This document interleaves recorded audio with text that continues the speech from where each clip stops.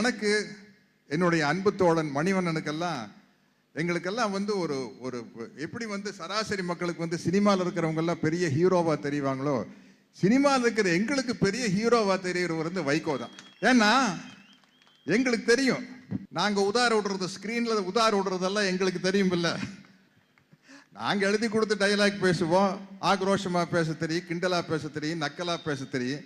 ஒரு 2 நாள் ஜெயிலுக்கு போய் சொல்லுங்க, அது நம்ம போலாங்க, அது ஒன்றும் பெரிய பிரச்சனை இல்லைங்க. பாவங்க, நம்மளை போட்டு படம் எடுக்கிற ப்ரொடியூசருக்கெல்லாம் நஷ்டமா இருக்கு. ப்ரொடியூசர் எல்லாம் சொல்ல சொல்றான், இல்லை எங்களுக்கு ஒன்றும் நஷ்டம் இல்லை, நீங்க போயிட்டு வாங்க 1 மாசம்ட்டு. அப்பவும் போக மாட்டோம். அப்போ நிழல் ஹீரோக்களுக்கு மத்தியில் நிஜ ஹீரோவாக வாழ்ந்தவர் அண்ணன் வைகோ அவர்கள். நான் புரட்சி தலைவர் எம்ஜிஆர் ரசிகன் தான்.